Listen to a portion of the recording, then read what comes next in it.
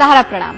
धन वर्षा की रात धनतेरस, सुख समृद्धि की देवी मां लक्ष्मी की उपासना का महापर्व धनतेरस। मान्यता है कि धनतेरस की रात धन की देवी मां लक्ष्मी पृथ्वी पर उतरती हैं।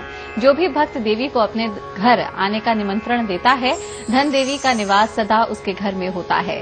तो कैसे दे धन की देवी को निमंत्रण और धनतेरस के दिन क्या खरीदना शुभ होगा, आइए जानते हैं।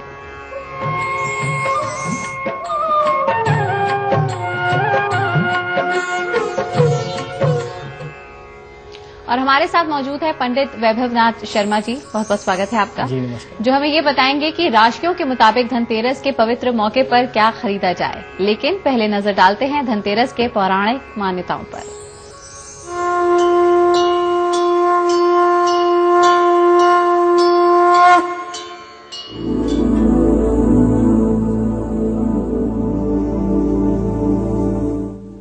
धन की देवी पधार रही हैं आपके घर आंगन, सुख समृद्धि की देवी आ रही हैं पृथ्वी लोक। ये है धन वर्षा की रात।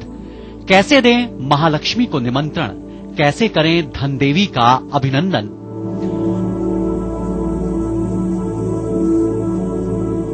धनतेरस धन की देवी मां लक्ष्मी को समर्पित एक ऐसा महापर्व है जब देवी लक्ष्मी अपने भक्तों पर कृपा करने के लिए उनके घर आंगन को धन धान्य से भरने के लिए पृथ्वीलोक पर उतरती हैं। धनतेरस की रात जो भी भक्त धन देवी को आमंत्रण देता है, देवी का निवास पूरे साल अपने उसी भक्त के घर में होता है। मान्यताएं कहती हैं कि कार्तिक के महीने के कृष्ण पक्ष की त्रयोदशी का दिन सुख और समृद्धि की देवी मां लक्ष्मी का भ्रमण काल है। इस पवित्र दिन देवी लक्ष्मी संध्या काल के समय पृथ्वीलोक पर उतरती हैं और पूरी रात अपने भक्तों के श्रद्धा भाव को स्वीकार करती हैं। जो भी भक्त मां लक्ष्मी को इस पवित्र रात्रि में प्रसन्न करता है, उसके जीवन में सदा सुख, शांति और आरोग्य का निवास होता है।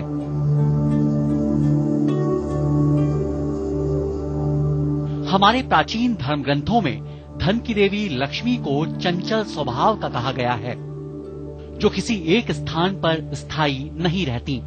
वो हमेशा भ्रमण करती रहती हैं। लेकिन धनतेरस के पवित्र काल को ही एक ऐसा मुहूर्त माना गया है जब थोड़े से ही श्रद्धा भाव और आस्था से महालक्ष्मी को स्थायी रूप में प्राप्त किया जा सकता है। इसीलिए धनतेरस की रात मां लक्ष्मी के पूजन का विशेष महत्व है।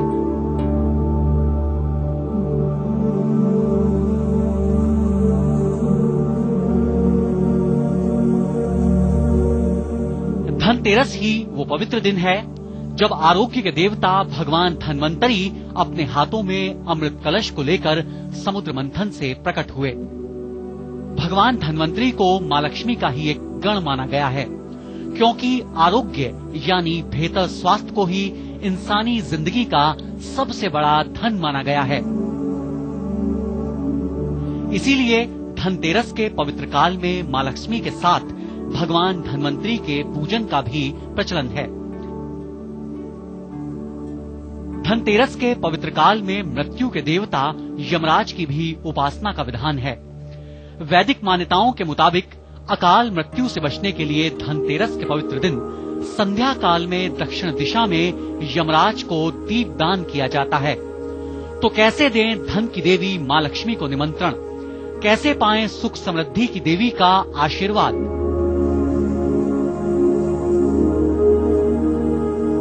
कैसे पाएं सुख समृद्धि की देवी का आशीष।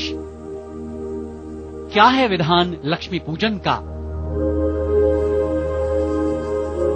कैसे करें आरोग्य के देवता भगवान धन्वंतरी को प्रसन्न।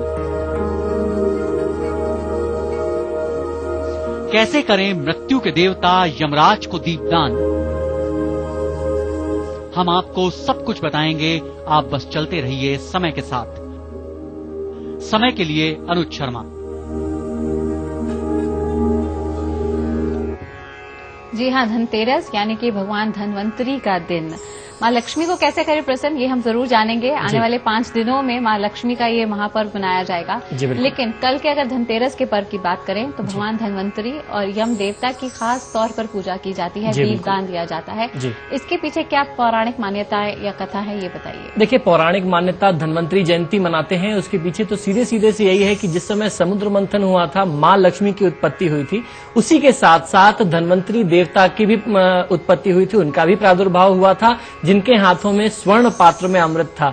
तो वो अमृत कलश के साथ उत्पन्न हुए थे और इस वजह से उनकी आराधना करते हैं। खासकर जो लोग आरोग्यता के क्षेत्र से जुड़े हुए हैं, जो वैद्य के पेशे से जुड़े हुए हैं, जो दवाइयों से औषधियों से डील करते हैं, उनके लिए कल के दिन का बहुत ज्यादा महात्म हो जाता है। और आम जनमानस में कल के दिन का महात्म इस वजह से बढ़ जाता है कि धन के साथ साथ आरोग्यता की भी प्राप्ति होती है और धन्वंतरी देवता को भगवान विष्णु का एक स्वरूप भी माना गया है। तो इस वजह से संध्या काल के समय में उनकी आराधना करते हैं। कुछ लोग दिन के 12 बजे उनकी आराधना करते हैं, उनकी आरती करते हैं, विष्णु स्वरूप में उनका ध्यान करके उनकी आरती करते हैं। और उसके साथ साथ संध्या काल में जो प्रदोष काल होता है, उस समय में अगर आप एक दीप दक्षिण दिशा में लगाते हैं और उसमें 2 कौड़ियां डाल देते हैं या काली गुंजा डाल देते हैं, तो ऐसा मानते हैं कि वो जो यम दीप है वो आपके जीवन में आने वाला कोई भी अनिष्ट होता है उसको दूर करता है, किसी भी प्रकार के कष्ट से और खासकर अकाल मृत्यु से आपको बचाता है। और उसके साथ साथ धन्वंतरी भगवान की कृपा से आपको आरोग्यता की भी प्राप्ति होती है। और कहा यह भी जाता है जब सायंकाल में आप माँ लक्ष्मी भगवान धन्वंतरी की पूजा कर रहे हो तो धनिये के बीज का कल खास तौर पर प्रयोग किया जाता है। जी बिल्कुल। देखिए, धनिया जो है हमारे यहाँ आयुर्वेद में एक बहुत ही महत्वपूर्ण औषधि मानी गई है। हर प्रकार की जो हमारे यहाँ त्रिदेव बताए गए हैं, उसी की तरीके से 3 चीजें बताई गई, वात पित्त और कफ, उनको नियंत्रित करने के लिए धनिये का प्रयोग बहुत ज्यादा करते हैं आयुर्वेद में। तो ये एक हर घर में प्रयोग होने वाली औषधि है। इसलिए आपने देखा होगा कि जन्माष्टमी पे भी धनिये का बना करके चूर्ण भोग लगाते हैं भगवान को। तो वो जो मौसम में प्रकृति में बदलाव चल रहा है, ये प्रकृति में भी बदलाव का अवसर है, उसका कोई दुष्प्रभाव आपके स्वास्थ्य पर न हो, आपके शरीर पर न हो, उससे आपको सुरक्षित करने के लिए ये उपाय करते हैं। बिल्कुल। और यहाँ पर अब अगर हम मुहूर्त की बात कर लें, कल धनतेरस का दिन है, तो किस विशेष मुहूर्त में पूजा की जाए? वैसे तो प्रदोष काल है, चौगदिया काल है, उसमें भी 4 काल आ जाते हैं, शुभ काल है या फिर चर काल है। तो इन कालों को एक आम आदमी कैसे समझे, कौन सा सही समय का हम चयन करें? देखिए, बहुत ही महत्वपूर्ण प्रश्न है और सबसे बड़ी चीज ये है कि हम लोग यहाँ पे जो समय बता रहे हैं, हो सकता है स्थान के अलग अलग स्थान भेद होने से वो शुभ काल परिवर्तित हो जाए। तो आप ये बात जान लीजिए कि सूर्यास्त से लेकर के लगभग 2.5 घंटे का जो समय होता है वो विशेष मुहूर्त कहते हैं, उसको बोलते हैं प्रदोष काल। उस समय में ही लक्ष्मी की आराधना करने का सबसे ज्यादा महात्म है। उसके बाद आप वृषभ लग्न ले सकते हैं या सिंह लग्न ले सकते हैं, जिसको चर लग्न स्थिर लग्न मानते हैं, उसमें आराधना करने का सबसे ज्यादा विशेष महात्मा बताया गया है। दिल्ली के समय अनुसार 5:27 से कल जो है सूर्यास्त होगा, उससे 2.5 घंटे का जो समय होगा वो सबसे ज्यादा लाभ का समय है। और उसमें भी अगर आप देखें तो 5:27 से लेकर के शाम 7:24 का समय वो सबसे ज्यादा खास मुहूर्त है, वो है प्रदोष काल। उसके बाद लोग निश्चित काल में और महानिश्चित काल में आराधना करते हैं, स्थिर लग्न में आराधना करते हैं, वो आपके ऊपर है। लेकिन संध्या का समय जो है, जो प्रदोष काल है, वो माँ लक्ष्मी के लिए सबसे ज्यादा लाभकारी माना गया। चलिए, और अब आपकी राशियों के से भी हम समझ लेते हैं कि अगर आपकी जो सी भी विशेष राशि है उसके मुताबिक आप किस तरह से पूजा अर्चना करें और क्या विशेष करें कल के दिन। पहली 4 राशियों की बात करें, मेष राशि से शुरू करें तो क्या? देखिए, मेष राशि वाले जातक लोग अगर इस धनतेरस को शुभ बनाना चाहते हैं, उनके जीवन में काफी कष्ट चल रहा है, काफी कठिनाइयां चल रही हैं, तो आपको करना ये चाहिए कि सरसों के एक तेल में 2 काली गुंजा डाल करके आपको अपने घर के प्रवेश द्वार पे रखना चाहिए। आप दक्षिण दिशा की तरफ भी रख सकते हैं। और अब बात करते हैं खरीदारी की। जहां तक बात आती है मेष राशि वाले जातक लोगों को खरीदना क्या चाहिए, तो आप जो है, आपको सबसे बढ़िया ये रहेगा कि आप कुछ भी खरीदारी करने जा रहे हो, आपने लंबी चौड़ी लिस्ट बनाई हो, परिवार की तरफ से अच्छी खासी डिमांड्स आपके सामने हो, तो आप अपनी खरीदारी में सबसे पहली चीज कोई तांबे के धातु का कोई एक सामान खरीद लीजिए, तांबे का कोई एक पात्र खरीद लीजिए, वो आपको बहुत अच्छा लाभ देगा। फिर वही बात कर लेते लेते हैं वृषभ राशि वाले जातक लोगों के लिए। वृषभ राशि वाले जातक लोगों के लिए मान लीजिए अगर कुछ समस्या आ रही है आपकी दिनचर्या में, जीवन में, आप चाहते हैं कि आपका जीवन जो है सुखी हो जाए, तो आप जो अपना धन संचित करना चाहते हैं, आपको धन संचय में बहुत ज्यादा समस्या आ रही है, तो आपको करना यह चाहिए कि घर के आसपास जो भी पीपल का वृक्ष हो, आप पीपल के वृक्ष से 5 पत्ते लेकर के आ सकते हैं। उसको पीले रंग में या हल्दी या केसर का एक घोल बना करके उसमें रंग लीजिए और कहीं बहते हुए जल में प्रवाहित कर दीजिए। आपको धन के संचय में जो भी बाधा थी वो दूर हो जाएगी और आपको बहुत अच्छा लाभ मिलेगा। और आप जो भी खरीदना चाहते हो, कुछ शॉपिंग करना चाह रहे हैं, तो आपके लिए सबसे बढ़िया ये होगा कि थोड़े से चावल, वो 250 ग्राम हो सकता है, 1.25 पाव हो सकता है, आप थोड़े से चावल खरीद लें और उसके साथ साथ गुलाबी वस्त्र 1.25 मीटर खरीद लीजिए। उसके बाद आपकी जो भी इच्छा है, जो भी प्लानिंग है, आप कुछ भी खरीदेंगे तो आपको बहुत अच्छा लाभ मिलेगा। वहीं बात कर लेते हैं मिथुन राशि वाले जातक लोगों के लिए कि उनको क्या करना चाहिए। आइए बताता हूं मैं आपको कि अगर आपके दिनचर्या में, आपके जीवन में आर्थिक कष्ट, कठिनाइयां बहुत ज्यादा हो गई हों, तो आपको कौन सा उपाय करना है। मिथुन राशि वाले जातक लोगों को करना यह है कि बरगद के वृक्ष के आप 5 फल ले आइए और उनको ला करके घर में किसी लाल चीज से, लाल रंग से आप रंग सकते हैं, रोली से, अबीर से उनको रंग सकते हैं, उनपे स्वास्तिक बना सकते हैं और उनको कहीं जल प्रवाहित कर दीजिए। बहुत अच्छा आपको लाभ मिलेगा। जीवन में जितनी भी कठिनाइयां हैं, जो भी संघर्ष है, वो तत्काल दूर हो जाएगा। अब चर्चा करते हैं कि आपको क्या खरीदना शुभ रहेगा। तो अगर मिथुन राशि वाले खरीदना चाहते हैं, कुछ शॉपिंग करना चाह रहे हैं, तो आपकी जो भी प्लानिंग हो, अपनी प्लानिंग में सबसे पहले आपको कांसे की कोई भी एक चीज खरीद लेनी चाहिए। सबसे ज्यादा फायदा आपको देगा कांसे की गणेश जी की मूर्ति खरीदना या पंचधातु की एक गणेश जी की मूर्ति खरीदना। उसके बाद आपने जो भी प्लानिंग की है, आप डीवीडी खरीदना चाहते हैं, इलेक्ट्रॉनिक सिस्टम खरीदना चाहते हैं, म्यूजिक सिस्टम खरीदना है, एक्सरसाइज की चीजें खरीदनी है, आप वाहन सुख लेना चाहते थे तो गाड़ी खरीदना चाहते हैं, कुछ भी करना चाहें, ये जो उपाय मैं आपको बता रहा हूं कि शॉपिंग में पहली चीजें कौन सी खरीदने हैं, अगर आप उसको उस तरीके से करेंगे, वो चीजें आप खरीदेंगे, तो ये समझ लीजिए कि जो भी इन्वेस्टमेंट आज आप करने जा रहे हैं वो चिरकाल तक आपके साथ रहेगा। चाहे आप गाड़ी में इन्वेस्ट कर रहे हैं, आप किसी महंगी चीज में इन्वेस्ट कर रहे हैं, आपने स्वर्ण आभूषण खरीदने की प्लानिंग की है, आप सोना चांदी खरीदना चाहते हैं या भवन भूमि खरीदना चाहते हैं, कुछ भी आप इन्वेस्टमेंट करेंगे, एक छोटी सी ऐसी चीज मैं आपको बता रहा हूं जो आपकी राशि के अनुकूल है। अगर आप पहला इन्वेस्टमेंट उसमें करते हैं, पहली खरीदारी उस चीज की करते हैं, तो आपको बहुत अच्छा लाभ मिलेगा। आइए अब जानते हैं कि कर्क राशि वाले जातक लोगों को कौन सी चीज खरीदनी है और कौन सा उपाय उनको करना चाहिए। कर्क राशि वाले जातक लोगों को अगर अपने दिनचर्या से संघर्ष कम करना है, अपने जीवन से संघर्ष कम करना है, तो आपको करना यह चाहिए कि घर के आसपास जो भी पीपल का वृक्ष हो, वहां पे आप पंचमुखी एक सरसों के तेल का दीपक जला दें। अगर सरसों का तेल नहीं जला सकते तो तिल के तेल का प्रयोग कर सकते हैं। इन दो में से किसी भी तेल का तत्व का प्रयोग करके एक दीपक जला दीजिए संध्या काल के समय में। और उसके बाद आपकी शॉपिंग में जो भी प्लानिंग है वो खरीदने से पहले स्फटिक या चांदी का श्रीयंत्र आप खरीद लें। उसके बाद आप अपनी शॉपिंग करिए, आपको बहुत अच्छा लाभ मिलेगा। और बाकी बची राशि वाले कैसे मनाएं कल धनतेरस का पर्व, जानेंगे एक ब्रेक के बाद।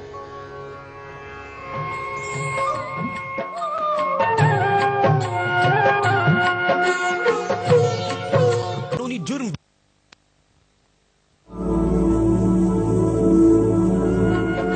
धनतेरस धन की देवी मां लक्ष्मी को समर्पित। ब्रेक के बाद आपका स्वागत है। धनतेरस का महापर्व कल, और हम जानने की कोशिश कर रहे हैं कि आप अपनी राशि के मुताबिक किस तरह से पूजा करें कल मां लक्ष्मी को प्रसन्न करने के लिए।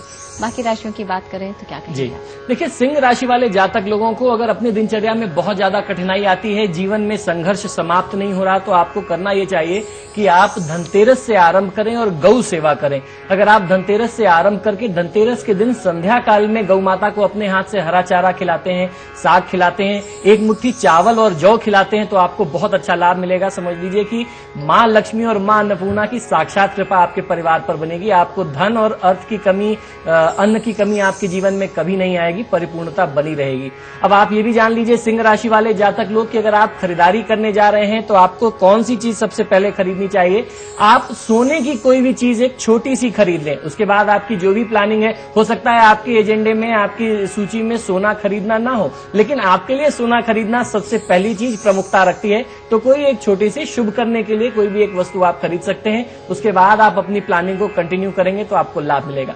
आइए अब मैं बताता हूं कि कन्या राशि वाले जातक लोगों को क्या करना है, कैसे वो धनतेरस की तिथि का अच्छे से अच्छा लाभ ले सकते हैं। अगर आपकी दिनचर्या में, आपके जीवन में आर्थिक संकट, आर्थिक विपन्नता कम नहीं हो रही है तो आपको करना यह है कि 2 कमल गट्टे ले लें, उन्हें महालक्ष्मी के मंदिर में जाकर के कुछ खोए के मिष्ठान और एक नारियल जिसे श्रीफल कहते हैं उसके साथ माता के चरणों में अर्पित करें। मां का स्वरूप जो है वो कमलासन पे समान है, स्थापित है, तो आपको कमल के पुष्प अर्पित करने चाहिए, गुलाब के पुष्प अर्पित करने चाहिए, जिससे आपको बहुत अच्छा लाभ मिल सकता है। माता की कृपा आप पर बनेगी। अब मैं आपको बताता हूं कि आपको कौन सी चीजें खरीदना बहुत अच्छा लाभ दे सकती है। तो कन्या राशि वाले जातक लोग अगर कुछ खरीदना चाहते हैं तो वो पंच धातु की चीजें हैं, कांसे की चीजें हैं और हाथी दांत से बनी हुई कोई चीज अगर आप खरीदेंगे तो आपको अपनी राशि के अनुसार आपका जो भी निवेश होगा, जो भी इन्वेस्टमेंट अभी आप करने जा रहे हैं। और सबसे बड़ी चीज ये है कि धनतेरस पे कोई भी व्यक्ति चीजें इसलिए खरीदता है, वो एक चम्मच ही क्यों ना खरीदे, स्टील का बर्तन ही क्यों ना खरीदे, वो इसलिए खरीदता है कि मां लक्ष्मी की कृपा उनके परिवार में सदैव बनी रहेगी। तो आप अगर ये उपाय करके कुछ भी चीजें खरीदते हैं तो निश्चित तौर पे आपको बहुत अच्छा लाभ मिलेगा। आइए अब मैं आपको बताता हूं कि तुला राशि के अनुसार आपको कौन सा उपाय करना है जिससे आपके जीवन से संघर्ष समाप्त हो और मां लक्ष्मी की कृपा आपको प्राप्त हो सके। तुला राशि वाले जातक लोगों को यदि आप बहुत ज्यादा आर्थिक समस्या से जूझ रहे हैं तो संध्या काल के समय में आपको नारियल लेकर के 2 कमलगट्टे के साथ कुछ खोए का मिष्ठान ले लेना चाहिए और गुलाब के पुष्प के साथ एक चुनरी लेकर के आप मां लक्ष्मी के मंदिर में जा सकते हैं, मां अन्नपूर्णा के मंदिर में जा सकते हैं, वहां अर्पित करें और कपूर के ऊपर 2 लौंग रख करके मां की आरती अवश्य करें। यह आपके लिए विशेष है, बहुत अच्छा आपको लाभ मिलेगा। अब आप ये भी जान लीजिए कि आपको खरीदने के समय में क्या चीजें खरीदनी है जो आपको बहुत अच्छा लाभ देगी। आप कुछ भी खरीदने जा रहे हैं उसमें श्रृंगार की कुछ एक सामग्री अपने घर में, वो आपकी माताजी के लिए हो सकता है, आपकी धर्मपत्नी के लिए हो सकता है, अपनी बहन के लिए हो सकता है, कोई भी एक श्रृंगार की वस्तु आप सबसे पहले खरीदेंगे। उसके बाद आप कुछ भी खरीद सकते हैं, कुछ बिजली के उपकरण अगर आप खरीदते हैं, कोई छोटा सा एक बिजली का सामान खरीद लें, इलेक्ट्रॉनिक्स की चीजें खरीदें तो आपको बहुत अच्छा लाभ मिलेगा। उसके बाद आपका जो इन्वेस्टमेंट है वो आपको बहुत अच्छा लाभ देगा। अब मैं आपको बताता हूं कि वृश्चिक राशि वाले जातक लोगों को इस बार धनतेरस पे कौन सा विशेष उपाय करना चाहिए और क्या उनको सबसे अपनी खरीदारी में कौन सी चीजें प्रमुखता के साथ महत्वपूर्ण स्थिति में खरीदनी है।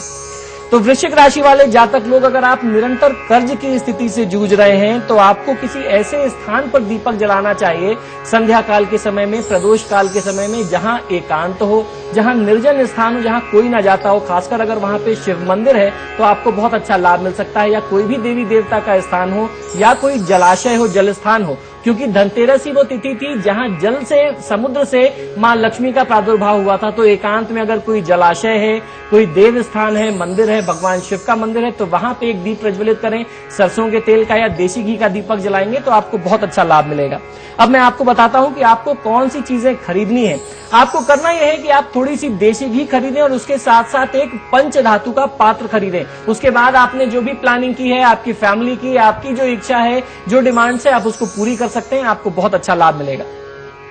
तो चलिए अब जानेंगे आखिरी की 4 राशियों के बारे में भी, कैसे मनाएं अपना धनतेरस का पर्व, लेकिन एक ब्रेक के बाद।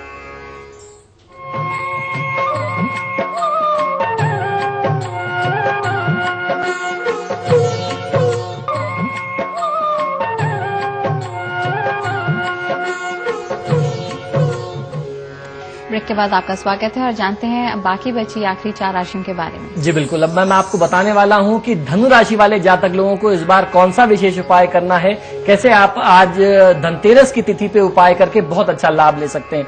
तो धनु राशि वाले जातक लोगों को करना यह चाहिए कि गूलर के 11 पत्ते आप ले आइए और उसको मौली से बांध दें, कलावे से बांध दें और उसको कहीं किसी वटवृक्ष पर ले जाकर के आप वहां बांध दीजिए, आपको बहुत अच्छा लाभ मिलेगा। जितनी भी समझ लीजिए कि जीवन में दुर्भाग्य थे, जितनी भी अक्षमता थी, वो आपसे दूर हो जाएगी, आपके जीवन में संपन्नता आने लगेगी। आपको करना यह है कि जब भी आप खरीदारी के लिए निकलें तो थोड़ी सी केसर और हल्दी, कम से कम हल्दी की 5 खड़ी गांठें वो आपको जरूर खरीदनी चाहिए, वो आपके लिए शुभ होगा। उसके बाद आप अपनी पूरी शॉपिंग कर सकते हैं। अब वहीं बात करते हैं कि मकर राशि वाले जातक लोगों को क्या खरीदारी करना शुभ हो सकता है और कौन सा उपाय करना चाहिए। मकर राशि वाले जातक लोगों को करना यह चाहिए कि आक के वृक्ष से, आक के फल से जो रुई निकलती है उसको आप ले आइए, उससे दीपक बना करके, देसी घी का एक दीपक आप जलाएंगे तो दुर्भाग्य को नाश करने वाला ये दीपक होता है। उसमें आप सरसों के तेल या देसी घी का प्रयोग कर सकते हैं, आपके लिए सर्वोत्तम होगा। और अपने पूजा स्थान में आप ये प्रयोग कर सकते हैं, या कहीं फिर किसी तिराहे पे रखाएंगे तो वो भी आप कर सकते हैं, उसमें भी कोई दिक्कत नहीं है। दूसरी चीज ये है कि अब आप ये जान लें कि आपको खरीदना क्या है। तो मकर राशि वाले अगर कुछ खरीदना चाहते हैं तो सबसे पहले प्रमुखता से आपको सोने चांदी का कोई आभूषण खरीदना चाहिए। उसके बाद आप अपनी प्लानिंग को कंटिन्यू कर सकते हैं। जो भी आपके एजेंडे में है चीजें आपको खरीदिए, आपको लाभ मिलेगा। वहीं कुंभ राशि वाले जातक लोगों को अपने जीवन में स्थायी सुख समृद्धि की प्राप्ति के लिए मां लक्ष्मी की कृपा बनी रहे, उसके लिए आपको करना ये चाहिए कि आप जिस भी तरीके से मां लक्ष्मी की आराधना करते हैं वो करने के बाद रात्रि जागरण आप अपने पूजा स्थान में अवश्य करें। मां भगवती के नाम का उच्चारण कर सकते हैं, तमाम तरीके के मंत्रों का जाप कर सकते हैं, कनकधारा स्त्रोत, श्री सूक्त या धनदा स्त्रोत का पाठ कर सकते हैं, आपको बहुत अच्छा लाभ मिलेगा। आप कुछ भी खरीदने जा रहे हो तो थोड़ा सा स्वर्ण और बिजली के कोई आभूषण, कोई विद्युत से संबंधित सामान खरीदना आपको बहुत अच्छा लाभ दे सकता है। वो आपके जो भाग्य में एक रुकावट आ गई है उसको संचार देगा, गति देगा। तो जो एक बाधा रुक गई थी काम की वो आगे बढ़ने लगेगी, उससे आपको बहुत अच्छा लाभ मिल सकता है। वहीं मीन राशि वाले जातक लोगों को अगर आपके जीवन में शिथिलता आ गई हो, कहीं रुकावट आ गई हो, तो उसको दूर करने के लिए आप केले के वृक्ष के 2 पौधे लेकर के आप कहीं बाजार से ला करके उसको कहीं ऐसी जगह पे लगाएं जहां उनकी आप देखरेख कर सकते हो, उनको रोप दीजिए और उनकी सेवा करें। भगवान विष्णु का ध्यान करके उसमें आप उनकी पूजा कर सकते हैं। ध्यान आपको ये रखना है कि भविष्य में जब भी उनमें फल आएगा तो उन फलों को आप प्रयोग नहीं करेंगे, उनको आपको स्वयं ग्रहण नहीं करना चाहिए। आपको करना यह है कि आप कंप्यूटर से संबंधित कोई भी सामान खरीदेंगे, थोड़ी सी हल्दी, केसर और थोड़ा सा केला खरीद के अगर आप अपने खरीदारी की शुरुआत करते हैं तो आपको बहुत अच्छा लाभ मिलेगा। आपका जीवन जो है सफल हो जाएगा। और इस बार धनतेरस पे कुछ विशेष तरीके से पर्व मनाइए, हम लोगों का सुझाव मान के देखिए, आपको बहुत अच्छा लाभ मिलेगा। और कहा यह भी जाता है कि धनतेरस के दिन से ही कुबेर की स्थापना और कुबेर की पूजा, इसका भी बहुत बड़ा महत्व है। जी, कैसे करेंगे? देखिए, कुबेर देवता की आराधना कोई बहुत जटिल आराधना नहीं है। आप अपने घर में पूजा स्थान में उनका स्वरूप रख सकते हैं। मुख्यतः उनका स्वरूप नहीं देखा जाता है, लेकिन दिवाली पर आप उनकी पूजा कर सकते हैं, आप उनका आवाहन कर सकते हैं। कुबेर यंत्र की आप पूजा कर सकते हैं। श्रीयंत्र की साधना का सबसे ज्यादा महत्व का काल होता है ये। देखिए, जहां एक और गृहस्थ व्यक्ति मां लक्ष्मी को प्रसन्न कर रहा है, वहीं जो तांत्रिक होते हैं, जो साधक होते हैं, वो अपनी साधना भी करते हैं। क्योंकि जो दिवाली की रात है, धनतेरस की रात है, वो रात्रि बताई गई है हमारे शास्त्रों में। जो 4 प्रमुख रात्रियां हैं उसका सबसे ज्यादा महत्व होता है। तो ऐसे में आप नाना प्रकार की साधना कर सकते हैं। कुबेर देवता की साधना भी आप कर सकते हैं। और जिस तरीके से अभी हम लोगों ने कार्यक्रम के आरंभ में चर्चा की कि अपने घर में दक्षिण दिशा की तरफ आप एक दीपक घर से बाहर जरूर जलाएं, आपको बहुत अच्छा लगेगा। घर से बाहर आप प्रमुख द्वार पे रख सकते हैं, दक्षिण दिशा की तरफ रख सकते हैं। और घर के अंदर दक्षिण दिशा में अंधकार न रह जाए, आपको ये भी ध्यान रखना है। वहां पे दीपक लगा दें, वहां पे संध्या काल में आप एक बल्ब जला दें, बहुत अच्छा लाभ मिलेगा। और नैवेद्य भी एक बहुत बड़ा महत्व रखते हैं। तो ऐसे में कौन से मिष्ठान नैवेद्य जिनका भोग लगाया देखिए, मां लक्ष्मी को प्रमुखता से दूध से बनी हुई चीजें अर्पित की जाती हैं। और अक्सर जहां पे परंपरागत तरीके से मां लक्ष्मी की आराधना होती आई है, मां लक्ष्मी को कच्चे दूध का भोग लगता है। तो दूध से बनी हुई चीजें, दूध, दही, ये सारी चीजें प्रयोग होती हैं। उसमें खोए की बनी हुई मिष्ठान होती है, मलाई का प्रयोग कर सकते हैं। इस तरीके की नाना प्रकार की चीजें जो आपके सामर्थ्य में, वो आप मां भगवती को अर्पित करिए। बहुत सारे लोग उनका सामर्थ्य नहीं है तो आप थोड़ी सी मिश्री भी अर्पित करेंगे तो मां लक्ष्मी की कृपा बनेगी। और वैभव जी, हमें ये भी समझा दीजिए कि धनतेरस के दिन कुछ ना कुछ खरीदना, जी, इसका महत्व क्यों, ये जरूरी क्यों? जी बिल्कुल, देखिए, मां लक्ष्मी के लिए हर व्यक्ति आज की तिथि में संपन्न है। जरूरी नहीं कि अगर आप धनतेरस पे कुछ खरीदारी नहीं करेंगे तो आपको कहीं कोई बाधा आएगी। लेकिन हर व्यक्ति चाहता है कि उसका आज का दिन, उसका कल का दिन आज से बेहतर हो जाए, उसको बहुत अच्छा लाभ मिले। तो खरीदारी हम लोग इसलिए करते हैं। इसका विधान हमारे शास्त्रों में यूं बना, जिस तरीके से हम लोगों ने पैकेज में समझा कि मां लक्ष्मी का प्रादुर्भाव समुद्र मंथन से हुआ था और वो पृथ्वी पर विचरण करती है। और मां लक्ष्मी का जो स्वरूप है वो धन और वित्त का स्वरूप है। उनकी जो चीजें हैं, प्रमुख स्वरूप जिसमें उनकी प्रधानता मानते हैं, वो स्वर्ण है और आभूषण है, रजत है। तो ये जो हमारे मूल्यवान धातु हैं, इनसे निर्मित चीजों को खरीदने का स्वरूप ये है कि आप मां लक्ष्मी को अपने घर में लेकर के आ रहे हैं। जिनका सामर्थ्य नहीं है वो अन्य धातु खरीदते हैं, वो स्टील के बर्तन खरीदते हैं। अब इस समय स्वर्ण जो है हर व्यक्ति की पहुंच से बाहर है, लेकिन फिर भी सांकेतिक तौर पे आपको कुछ चीजें स्वर्ण से, रजत से बनी हुई अवश्य खरीदनी चाहिए, क्योंकि वो मां लक्ष्मी का प्रिय धातु है। कहा यह भी जाता है कि इस दिन पुराने सिक्के और नए सिक्कों की पूजा भी की जाए जब आप पूजा करें।